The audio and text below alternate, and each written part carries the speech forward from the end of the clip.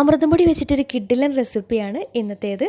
അപ്പോൾ സാധാരണ അമൃതം പൊടിയൊക്കെ കഴിക്കാത്ത കുട്ടികൾക്ക് ഇതേ രീതിയിൽ ഒന്ന് വ്യത്യസ്തമായിട്ട് വെറൈറ്റി ആയിട്ട് ഷേപ്പിലൊക്കെ ഒന്ന് മാറ്റം വരുത്തിയിട്ട് അതുപോലെ തന്നെ ടേസ്റ്റൊക്കെ ഒന്ന് വ്യത്യസ്തമാക്കിയിട്ട് ഇതേ രീതിയിലൊക്കെ ഉണ്ടാക്കി കൊടുക്കുകയാണെങ്കിൽ തീർച്ചയായിട്ടും ഇഷ്ടമാവും, എല്ലാവർക്കും ഇഷ്ടമാവും.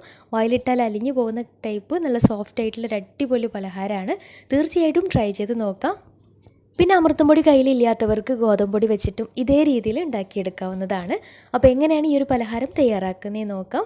അപ്പോൾ അതിന് വേണ്ടിയിട്ട് ആദ്യം തന്നെ ഒരു പാനിലേക്ക് 1/2 കപ്പ് പഞ്ചസാര ചേർത്ത് കൊടുക്കാം. ഞാനിപ്പോൾ കുറച്ച് പഞ്ചസാര ലായനി ഉണ്ടാക്കിയെടുക്കാൻ വേണ്ടിയിട്ടാണ്. എന്നിട്ട് അതിലേക്ക് 1 കപ്പ് അളവിൽ വെള്ളം കൂടെ ചേർത്ത് കൊടുക്കാം. പിന്നെ നല്ലൊരു ഫ്ലേവറിന് വേണ്ടിയിട്ട് 1/4 ടീസ്പൂൺ ഏലക്കാപ്പൊടി കൂടെ ചേർത്തിട്ട് നന്നായിട്ടൊന്ന് തിളച്ച് വരണം. അപ്പോൾ നമ്മൾ എടുക്കുന്ന പഞ്ചസാരയുടെ ഇരട്ടിയാണ് വെള്ളം എടുത്തിട്ടുള്ളത്. ഇനി പഞ്ചസാരയൊക്കെ നന്നായിട്ട് മെൽറ്റായിട്ട് വെള്ളം നന്നായിട്ടൊന്ന് തിളച്ച് വരണം. അപ്പോൾ ഈ ഒരു സമയം കൊണ്ട് ഒരു ബൗളെടുത്ത് അതിലേക്ക് ഒരു കോഴിമുട്ട പൊട്ടിച്ചൊഴിക്കാം. കൂടെ തന്നെ ഇതിലേക്ക് ഒരു 1.25 ടേബിൾ സ്പൂൺ പഞ്ചസാര കൂടെ ചേർത്ത് കൊടുക്കാം.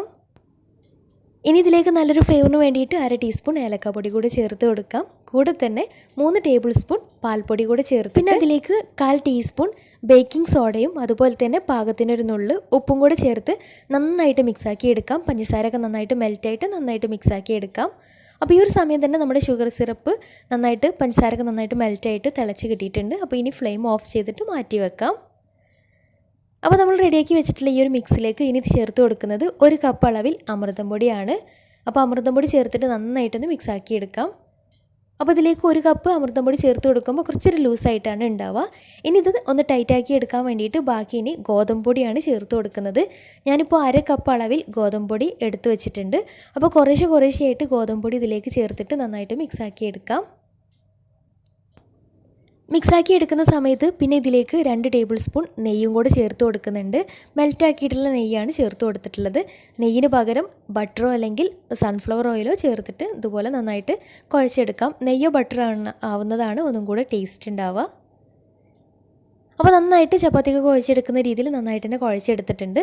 ഇനി അഥവാ ഒന്ന് ടൈറ്റായിട്ട് പോയിട്ടുണ്ടെങ്കിൽ, ഒരുപാട് അങ്ങോട്ട് ടൈറ്റായിട്ട് പോയിട്ടുണ്ടെന്നുണ്ടെങ്കിൽ കുറച്ച് ചൂടുവെള്ളം ഒഴിച്ചിട്ട് മിക്സാക്കി എടുത്താലും മതിയാവും.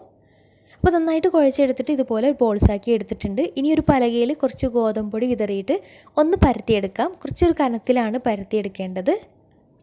പിന്നെ ഇതുപോലെ ഫ്രൈ ചെയ്തിട്ടുള്ള സ്നാക്കൊക്കെ അമൃതം പൊടി വെച്ചിട്ടുണ്ടാക്കുമ്പോൾ അമൃതം പൊടി മാത്രമാണെങ്കിൽ അധികവും പൊട്ടി പോകാനുള്ള സാധ്യത ഉണ്ടാവും. അതുകൊണ്ടാണ് ഗോതമ്പ് പൊടിയും കൂടെ മിക്സാക്കിയിട്ട് ഈ ഒരു സ്നാക്ക് ഉണ്ടാക്കിയെടുത്തിട്ടുള്ളത്.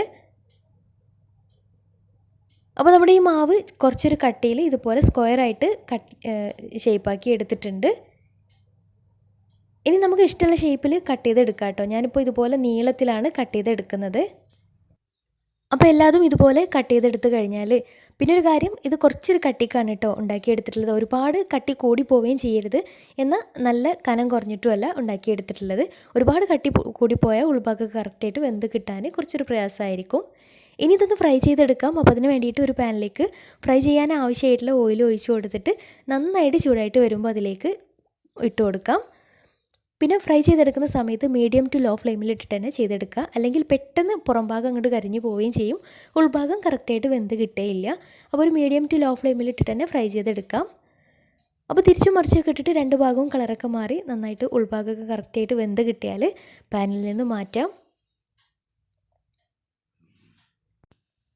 പാനിൽ നിന്ന് മാറ്റിയ ഉടനെ തന്നെ നമ്മൾ നേരത്തെ റെഡിയാക്കി വെച്ചിട്ടുള്ള ഷുഗർ സിറപ്പിലേക്കാണ് ഇട്ട് കൊടുക്കുന്നത്. അപ്പോൾ ഷുഗർ സിറപ്പിലേക്ക് ഇട്ട് കൊടുക്കുന്ന സമയത്ത് ചെറിയൊരു ചൂടോട് കൂടി ഷുഗർ സിറപ്പ് ചെറിയൊരു ചൂടോട് കൂടി ഉണ്ടായിരിക്കണം. എന്നാൽ മാത്രമേ ഉൾഭാഗത്തേക്കൊക്കെ കറക്റ്റായിട്ട് ഈ ഒരു ഷുഗർ സിറപ്പ് പിടിക്കുകയുള്ളൂ. ഇനി ഷുഗർ സിറപ്പിൽ ഇടാതെ പഞ്ചസാര കുറച്ച് കൂട്ടിയിട്ട് അങ്ങനെ കഴിക്കാനും നല്ല ടേസ്റ്റാണ് കേട്ടോ. കാരണം നല്ല മൊരിഞ്ഞിട്ടാണ് ഇത് ഉണ്ടാവുക. നല്ല ടേസ്റ്റാണ് ഇത് കഴിക്കാനായിട്ട്. പിന്നെ ഒരുപാട് സമയം ഷുഗർ സിറപ്പിൽ ഇട്ട് വെക്കേണ്ട ആവശ്യമൊന്നുമില്ല. ഒരു 5 മിനിറ്റ് അതിലിട്ടിട്ട് സെർവിങ് പ്ലേറ്റിലേക്ക് മാറ്റുകയും ചെയ്യാം. അപ്പോൾ തീർച്ചയായിട്ടും ട്രൈ ചെയ്ത് നോക്കുക. അമൃതം പൊടി കഴിക്കാത്ത കുട്ടികളൊക്കെ തീർച്ചയായിട്ടും കഴിക്കും. അപ്പോൾ ട്രൈ ചെയ്തിട്ട് നിങ്ങളുടെ ഫീഡ്ബാക്ക്സ് താഴെ കമൻറ്റ് ബോക്സിൽ അറിയിക്കാൻ മറക്കരുത്.